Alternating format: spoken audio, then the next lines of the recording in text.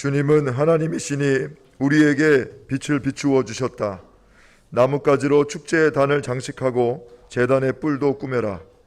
주님은 나의 하나님이시니 내가 주님께 감사드립니다. 내 하나님, 내가 주님을 높이 기리겠습니다. 주님께 감사하여라. 그는 선하시며 그의 인자하심이 영원하다. 아멘.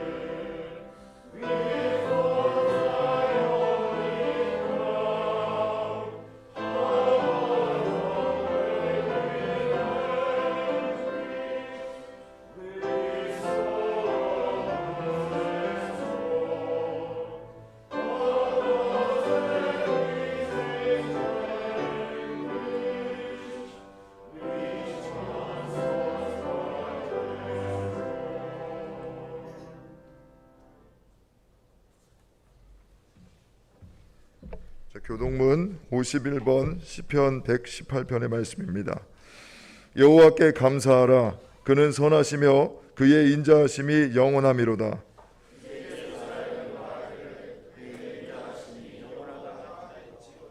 이제 아론의 집은 말하기를 그의 인자하심이 영원하다 할지로다.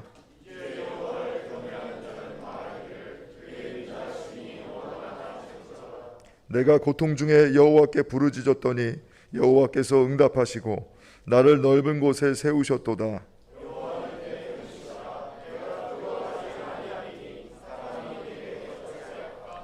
여호와께서 내 편이 되사 나를 돕는 자들 중에 계시니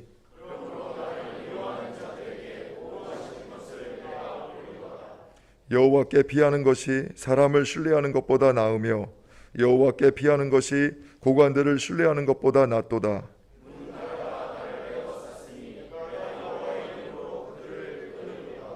너는 나를 밀쳐 넘어뜨리려 하였으나 여호와께서는 나를 도우셨다.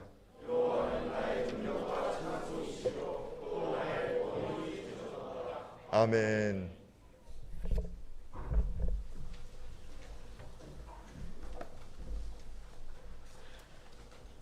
기도드리시겠습니다. 사랑이 많으신 아버지, 오늘도 이렇게 저희를 예배의 자리로 인도해 주심에 감사합니다. 고난주간 중에 있습니다. 우리를 죄로부터 구원하기 위해 고난의 길을 걸어가신 예수님의 순간들을 묵상할 수 있는 시간이 되기를 바랍니다. 또한 아버지, 이 캠퍼스를 위해 기도합니다. 지식을 전해주시는 교수님들께 총명과 지혜, 사랑이 넘치게 해주시고 학생들을 위해 고생하시는 교직원분들, 간사님, 목사님께도 영육의 강건함과 넘쳐나는 사랑을 주시기를 바랍니다.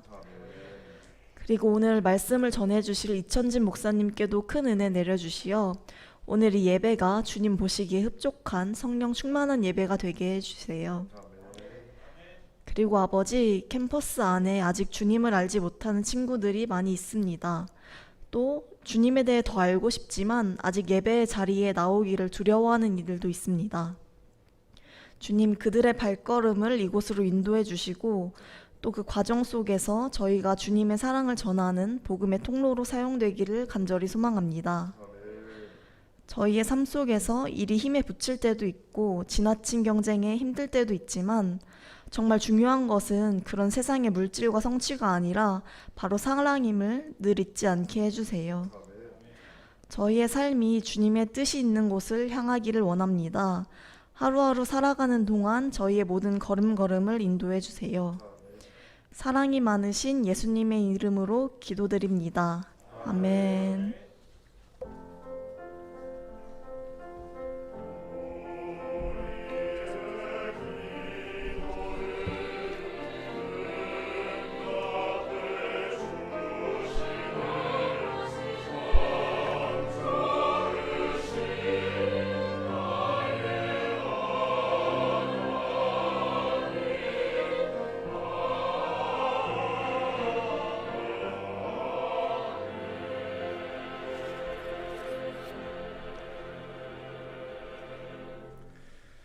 자, 성경 말씀을 봉독하겠습니다. 오늘 우리에게 주신 하나님의 말씀은 신약 성경 마가복음 11장 1절에서 11절까지의 말씀입니다. 그들이 예루살렘 가까이에 곧 올리브산에 있는 벳바게와 베다니 가까이에 이르렀을 때에 예수께서 제자 둘을 보내시며 그들에게 말씀하셨다. 너희는 맞은편 마을로 가거라. 거기에 들어가서 보면 아직 아무도 탄 적이 없는 새끼 나귀 한 마리가 매여 있을 것이다. 그것을 풀어서 끌고 오너라. 어느 누가 왜 이러는 거요? 하고 물으면 주님께서 쓰시려고 하십니다. 쓰시고 나면 지체 없이 이리로 돌려보내실 것입니다. 하고 말하여라. 그들은 가서 새끼 나귀가 바깥길 쪽으로 나 있는 문에 매여 있는 것을 보고 그것을 풀었다. 거기에 서 있는 사람들 가운데 몇 사람이 그들에게 물었다. 새끼 나귀를 풀다니 무슨 짓이요? 제자들은 예수께서 일러주신 대로 그들에게 말하였다. 그러자 그들은 가만히 있었다. 제자들이 그 새끼 나귀를 예수께로 끌고 와서 자기들의 겉옷을 그 등에 걸쳐 놓으니 예수께서 그 위에 올라타셨다. 많은 사람이 자기들의 겉옷을 길에다 폈으며 다른 사람들은 들에서 잎 많은 생나무 가지들을 꺾어다가 길에다 깔았다. 그리고 앞에 서서 가는 사람들과 뒤따르는 사람들이 외쳤다. 호산나, 복되시다 주님의 이름으로 오시는 분, 복되다 다가오는 우리 조상 다윗의 나라여, 더없이 높은 곳에서 호산나. 예수께서 예루살렘에 이르러 성전에 들어가셨다. 그는 거기서 모든 것을 둘러보신 뒤에 날이 이미 저물었으므로 12 제자와 함께 베다니로 나가셨다. 복음서의 말씀입니다.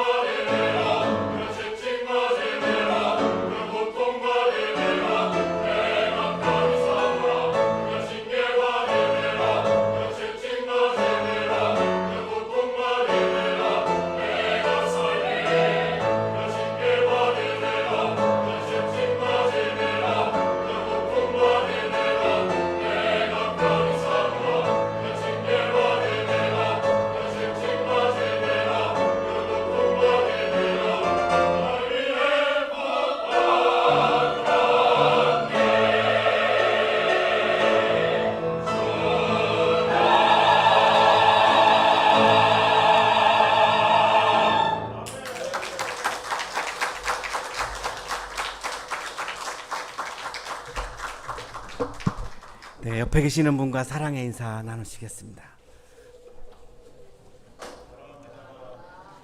사랑합니다. 우리 한 번 더 하겠습니다. 보고 싶었습니다.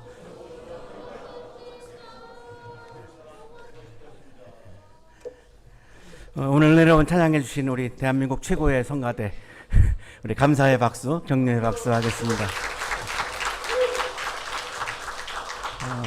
또 무거운 악기를 들고 와서 또 이렇게 아름다운 현악기로 반주해 주시는 우리 현악기 연주해 주시는 분들에게도 우리 감사의 박수 하겠습니다.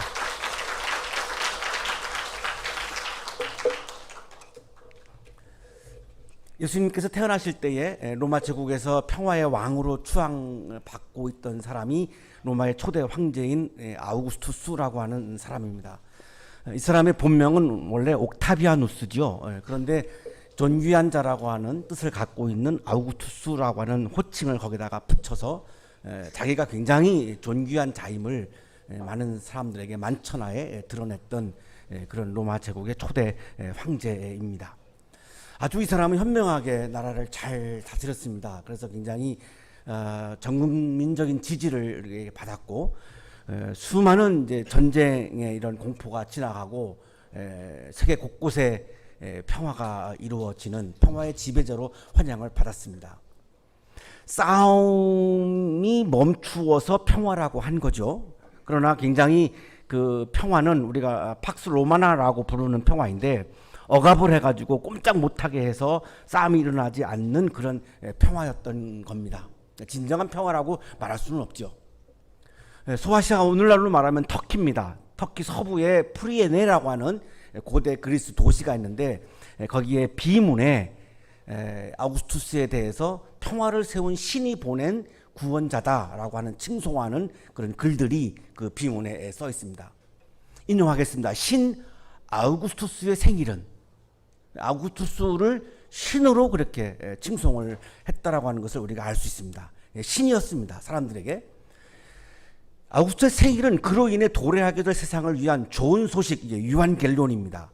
우리가 지금 말하고 있는 복음이 여기서 출발합니다. 이 유한겔리온이 복음이라고 하는 그리스어인데 여기에 나옵니다. 이 복음의 시작이기에 이 아시아는 서머나에서 결여했다. 그래서 아우구스투스는 신이었고 아우구스투스가 말하는 말들은 유한겔리온 복음으로 이렇게 여겨졌던 역사적인 상황을 우리가 볼 수 있습니다.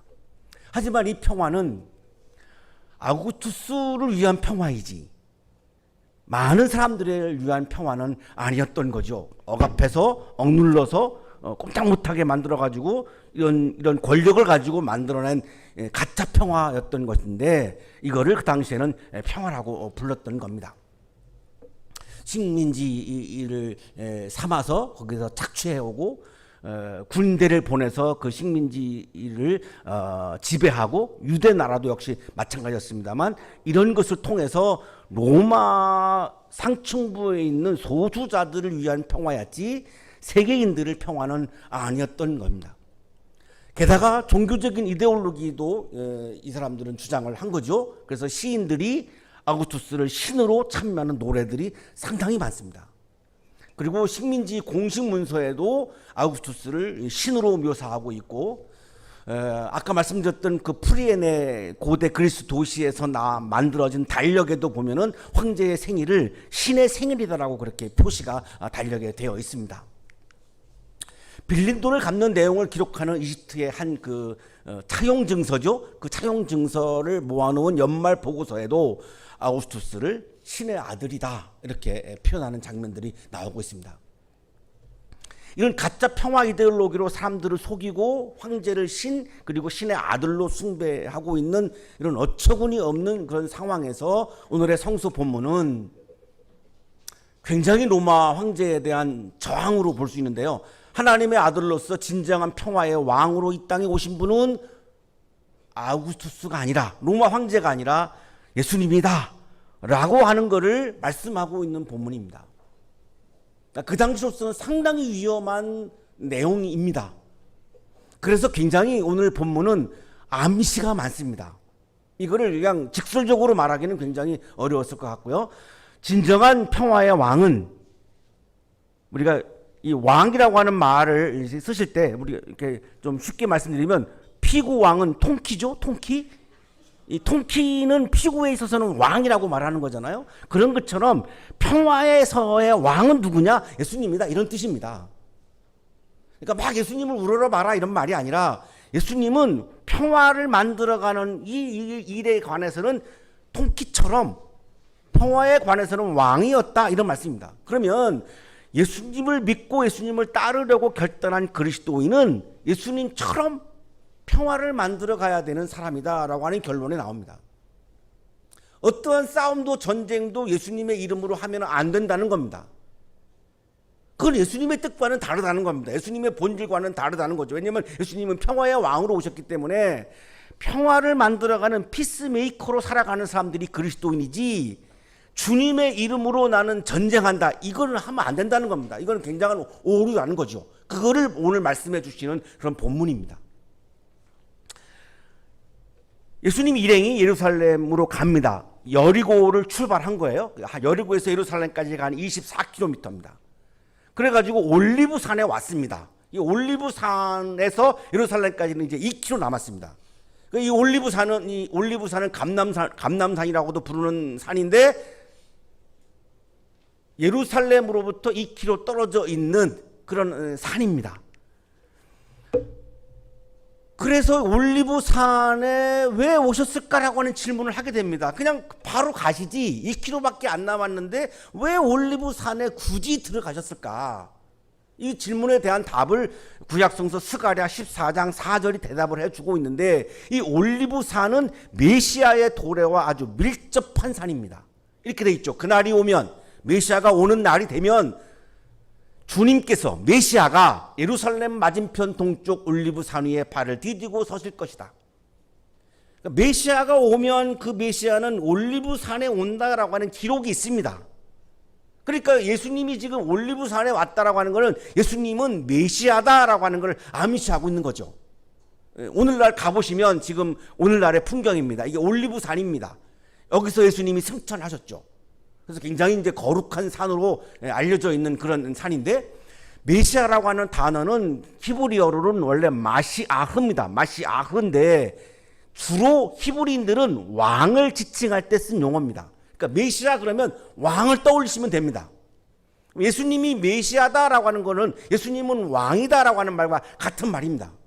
그럼 예수님이 올리브산에 오셔서 메시아를 드러내려고 했다라고 하는 말은 예수님 스스로도 나는 왕이야, 이거를 지금 암시하고 있는 겁니다. 문제는 어떤 왕이냐가 중요한 거죠. 왕인 것은 틀림이 없습니다. 그래가지고 이제 두 사람을 마을로, 예수님이 이제 올리브산에서 마을로 보내셨고, 이 역할은 뭐냐면 어린 새끼 나귀를 풀어서 끌고 와라라고 하는 이제 이렇게 역할을 주시는데, 구약성서 스가랴서에 메시아는 어린 나귀를 타고 오신다고 하는 기록이 있습니다. 대부분은 말을 타고 가죠. 우리나라에서도 그랬고 서양에서도 그렇고 어디를 갈 때는 말을 타고 가는 거지. 요즘 우리는 자동차를 타고 다니지만 옛날에는 다 교통수단이 말이었던 거죠. 그래서 말을 타고 가는 게 상식인데, 예수님은 지금 새끼 나귀를 타고서 예루살렘으로 들어가시겠다는 겁니다. 2km의 행렬을 하시겠다는 거예요. 왜 새끼 나귀를 타실까? 스가랴서에 답이 있는 겁니다. 도성 시온아 크게 기뻐하여라. 도성 예루살렘아 환성을 올려라. 내 왕이 내게로 오신다. 그는 공의로우신 왕, 구원을 베푸시는 왕이시다. 그는 온순하셔서 나귀, 곧 나귀 새끼인 어린 나귀를 타고 오신다. 정치적인 왕, 군사적인 왕들은 다 말을 타고 다녔는데, 메시아이신 왕으로 오시는 예수님은 새끼 나귀를 타고 오신다라고 하는 기록이 구약에 있는 겁니다. 그러면 예수님이 굳이 말을 안 타시고 새끼 나귀를 타고 계시는 것은 내가 왕이야, 이거를 지금 암시하는 거죠. 대부분의 예루살렘에 순례하는 사람들은 말도 안 탔습니다. 그건 장군들이나 타는 거고 왕들이나 타는 거고 대부분은 이제 걸어서 했는데, 예수님은 굳이 지금 내가 왕임을 암시하기 위해서 새끼 나귀를 지금 타고 들어가시겠다는 겁니다. 그래서 풀어서 오라는 거죠. 스가랴 9장 10절입니다. 내가 에브라임에서 병거를 없애고 예루살렘에서 군마를 없애며 전쟁할 때에 쓰는 활도 꺾으려 한다. 그 왕은 이방 민족들에게 평화를 선포할 것이며. 오시는 메시아는 전쟁을 선포하는 왕이 아니라, 대부분의 왕들은 전쟁을 선포하는 왕이죠. 그러나 메시아로 오시는 그분은 평화를 선포하는 왕이다라고 하는 기록이 스가랴 9장 10절에 있습니다. 이것에 근거해서 예수님은 지금 올리브산에 온 것도, 새끼 나귀를 타시는 것도 다 지금 왕은 왕인데 나는 전쟁하는 왕이 아니라, 피구의 왕이 아니라, 내가 통치가 아니고 나는 평화의 왕이야. 평화를 만들어가는 한에서는 내가 왕이야. 이렇게 지금 암시를 하고 메시지를 주고 계시는 겁니다. 나는 싸우는 왕이 아니고, 전쟁하는 왕이 아니고, 폭력과 지배를 하는 왕이 아니고, 그거는 아우구스투스는 그렇게 하는 거고, 그러니까 아우구스투스는 진짜 평화의 왕이 아니고, 내가 말을 타고 다니는 아우구스투스는 가짜 평화의 왕이고, 전쟁의 왕이고, 그 사람은 평화의 왕은 내가 평화의 왕이야 라고 하는 것을 지금 계속해서 지금 암시를 합니다. 직접적으로 말씀은 하지 않으십니다. 아무도 탄 적이 없는 새끼 나귀를 끌고 와라. 아무도 탄 적이 없는 것도 구약성서 민수기에 보면은 하나님께 드려지는 목적으로 드려지는 제물, 동물들을 말씀할 때 이 규절들이 나옵니다. 다음은 나 주가 명하는 법의 율례다. 너는 이스라엘 자손에게 말하여 흠없는 온전한 붉은 암송아지 곧 아직 멍에를 한 번도 메어본 일이 없는 것을 너에게 끌고 오게 하여라. 그리고 하나님께 드려라. 하나님의 목적을 위한 동물은 한 번도 타지 않은 동물이어야 한다라고 하는 규정이 지금 율법서에 나오는 거고, 랍비 전통에도 왕의 동물은 아무도 타서는 안 된다라고 하는 기록들이 나옵니다. 자, 그러면 예수님께서 왕으로서 하나님의 특별한 목적을 위해서 새끼 나귀를 타시겠다라고 하는 말씀을 지금 암시하고 있는 거죠. 그러면 하나님의 특별한 목적은 뭘까요? 전쟁이 아니라 평화인 겁니다. 전쟁은 하나님의 목적이 될 수 없습니다. 어떠한 전쟁도, 십자군 전쟁도 그는 하나님의 목적이 될 수 없습니다. 우리 기독교가 굉장히 통회하고 역사적으로 회개해야 되는 장면이죠. 하나님의 이름을 걸고 십자군 전쟁을 일으켜서 7차례나 쳐들어가 가지고 사람들을 죽였는데, 그것이 하나님의 목적이다, 하나님의 이름이다, 말도 되지 않는다는 겁니다. 하나님의 목적은 평화라는 가치라고 하는 거지 전쟁과 싸움이 아니라는 거죠. 그래서 예수님은 예루살렘 성전을 향해서 행렬을 하시는데, 왕들이 하는 전쟁과 정복을 위한 군사적인 행렬이 아니었습니다. 왕들은 화려한 말을 타고 위엄을 자랑하고 제압해야 되니까요. 내가 제압을 해야 전쟁에서 이기니까 막 그런 행렬을 했는데, 예수님은 아주 어린 새끼 나귀, 보잘것 없는 약한 평화를 상징하는 그 새끼 나귀를 타고 예루살렘 성에 입성하시고 있는 이 모습은, 예수님은 사랑과 평화를 위한 제의적 행렬, 다르게 말하면 하나님께 예배 드리는 행렬을 하셨다는 겁니다. 우리가 지금 채플에 와서 예배를 드리고 있는데요, 이게 바로 뭐냐면 제의적 행렬입니다.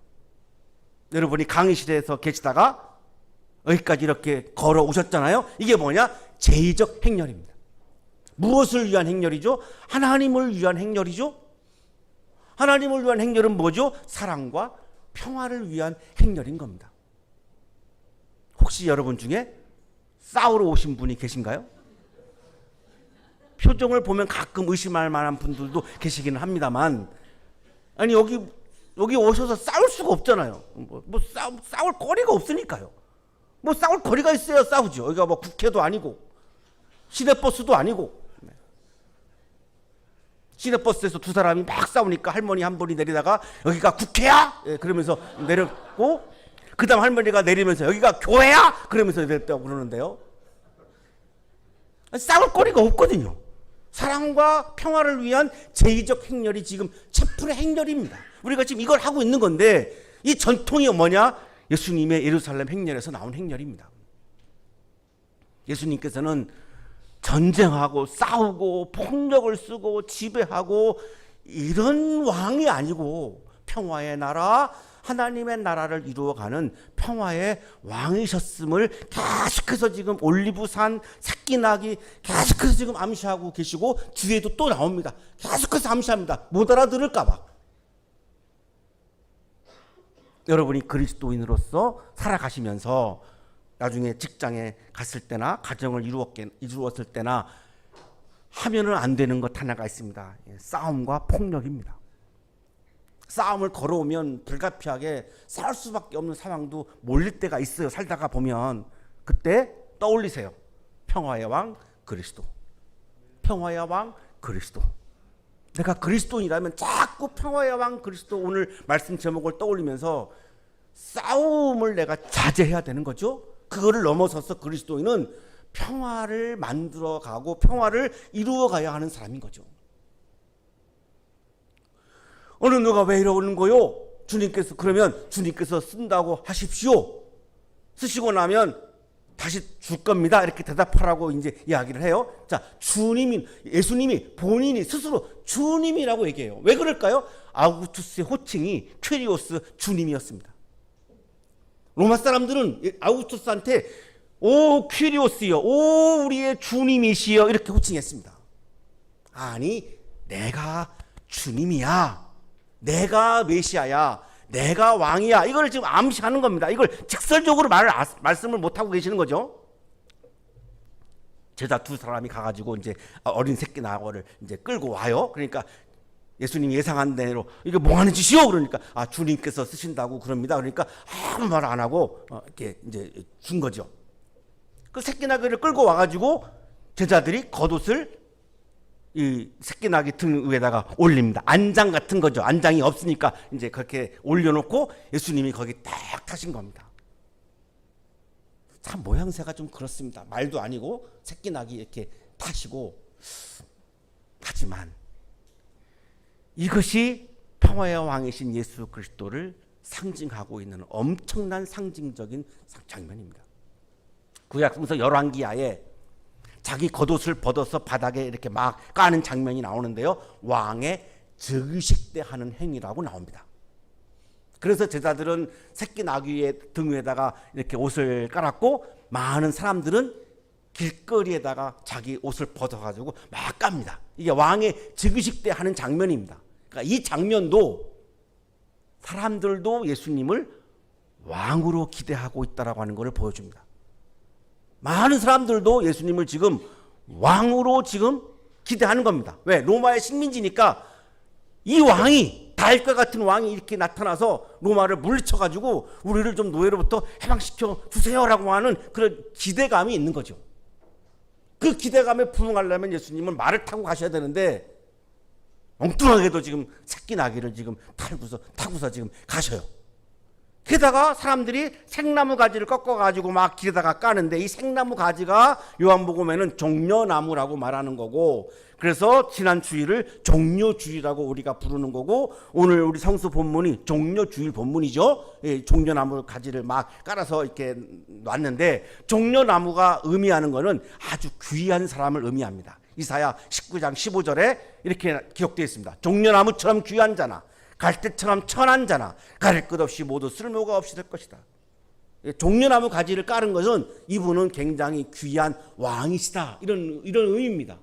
문제는 왕은 왕인데 무엇을 지향하는 왕인가, 이게 중요한데, 많은 사람들은 예수님에 대해서 전쟁하는 왕, 정복하는 왕, 로마를 전쟁을 통해서 무찌르는 왕, 다윗과 같은 왕으로 지금 기대하면서 환영하고 있음을 우리들에게 보여주고 있는 겁니다. 게다가 사람들이 예수님을 이렇게 오니까 호산나 이렇게 외칩니다. 히브리어로 호시아나인데, 지금 우리를 구원하여 주소서, 로마로부터 우리를 구원하여 주소서, 이런 막 이렇게 외침이죠. 복되다 다가오는 우리 조상 다윗의 나라여. 결정적으로 속내가 드러나는 것이 10절입니다. 복되도다 다가오는 우리 조상 다윗의 나라여. 이들은 다윗의 나라를 꿈꾸고 있는 겁니다. 예수님을 다윗 왕처럼 전쟁을 잘하는 왕, 전쟁의 왕으로 지금 환영하고 있는 겁니다. 그래서 호산나 이렇게 지금 외치고 있는 겁니다. 이런 신앙을 가지고 모였던 곳이 예루살렘 성전이었던 겁니다. 거기다 대고 예수님은 아니야. 너희들이 예루살렘 성전에 모여가지고 전쟁의 왕, 폭력의 왕을 기다리고 기대하고 기도하는데 아니, 나는 그런 왕이 아니야. 그래서 평화의 왕으로 오신 예수님은 예루살렘 성전에 들어가셔가지고 여기까지 해요. 그냥 들어가셔서 이렇게 보셔요. 이 이후에는 이제 성전 척결하는 장면이 이제 나중에 나오잖아요. 들어가서 보셔요. 그런 믿음을 가지고 예배를 드리고 있는 성전이 도대체 어떤 상황인가를 궁금하셨던지 성전에 들어가서 보십니다. 그 신앙이 오류가 있는 신앙이었기 때문에 그렇게 하신 거죠. 정치적인 왕, 전쟁의 왕, 폭력의 왕, 정복의 왕을 기다리고 있는 그들에게 진정한 평화를 가져오는 평화의 왕은 나야. 진정한 평화는 정치적인 권력으로부터도 오지 않고 자본의 힘으로도 올 수가 없고 사람으로부터도 올 수 없고 성전으로부터도 올 수 없어. 진정한 평화는 평화의 왕이신 예수 그리스도로부터 오는 은총의 선물이야. 이 메시지를 지금 던지고 있습니다. 사랑하는 한양 가족 여러분, 평화의 왕이신 예수 그리스도와 깊이 교제할 때에 우리에게 평화가 충만합니다. 평화의 왕이신 예수 그리스도의 말씀을 내 마음에 가득 채울 때에 평화가 충만해집니다. 평화의 왕이신 예수 그리스도를 찬양할 때에 평화가 충만합니다. 우리 성가대 하는 친구들 와서 찬양하면 마음이 기쁘죠? 대답 안 하신 분들은 좀 불만이 있으신 것 같은데 한 2주 정도 더 나가면 실감이 올 거예요. 이게 얼마나 기쁜 일이고 얼마나 평화를 창조하는 일인지. 노래를 부르는 사람한테 침 뱉지 못합니다. 노래를 부르는 사람한테 싸움 걸지 못해요. 왜죠? 노래에 평화의 힘이 있기 때문에 그런 겁니다. 그게 어디서 왔을까요? 평화의 왕 그리스도를 찬양하는 노래이기 때문에 그 찬양에는 평화를 창조하는 힘이 있는 거고, 여러분은 지금 매주 목요일마다 그냥 단순한 합창을 하고 계시는 게 아니라 평화를 창조하는 퍼포먼스를 하고 있는 겁니다. 평생 어디 가서 경험할 수 없는, 2학년이 되어도 이제 경험할 수가 없는, 아무리 사정해도 안 됩니다. 1학년 때만 할 수 있습니다. 얼마나 이게 귀한 일이에요. 반응이 없으시네요.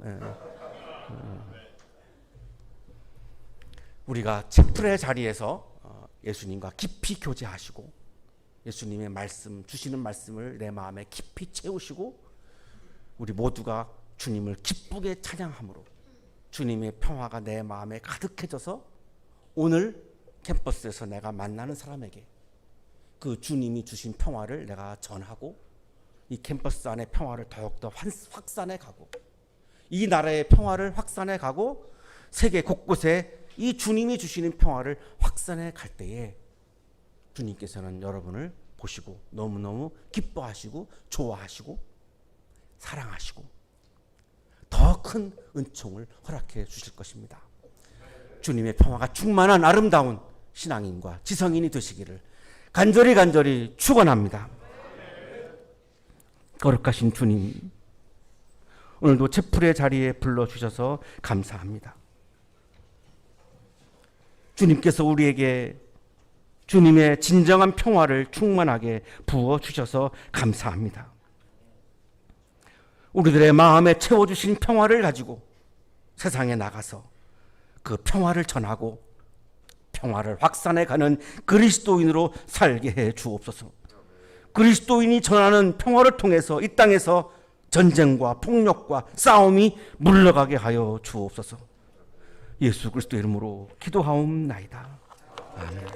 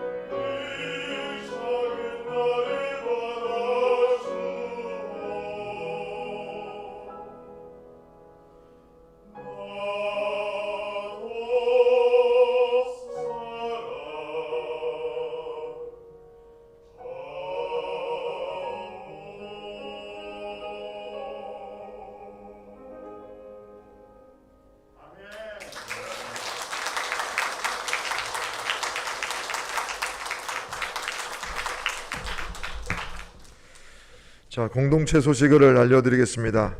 자, 이번 주는 사순절 5째 주간입니다. 그리고 고난 주간이기도 한데 내일 4월 7일 금요일 부활절을 앞둔 이 성금요일로 이곳에서 예배를 드립니다. 예수님께서 고난 받으시고 숨을 거두신 날 기억하면서 우리가 부활의 아침 맞는 그날까지 이 절제의 생활, 말씀과 기도의 시간을 갖습니다. 내일 저녁 7시부터 성금요일 예배 우리 다솜채플에서 드릴 텐데 예배 드리실 분들 우리 다솜채플로 나와 주시기를 바랍니다. 십자가 위에서 하신 7가지 말씀을 함께 나누며 은혜 나누도록 하겠습니다.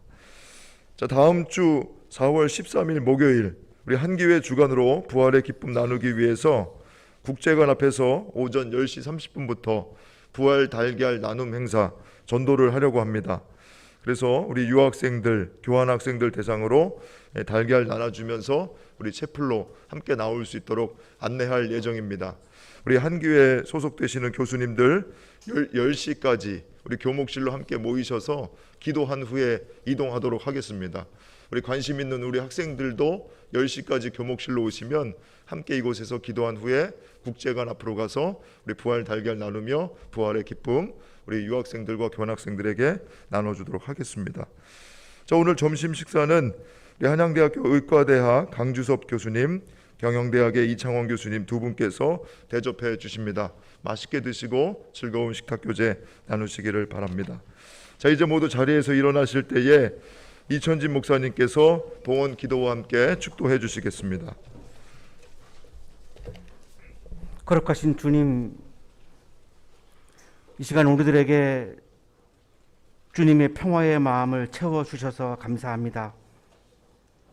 여러 가지 어렵고 힘들고 또한 분주하고 혼란스러운 상황에서 우리가 살아가고 있는데 주님 이 시간 우리들에게 평화의 마음을 부어주셔서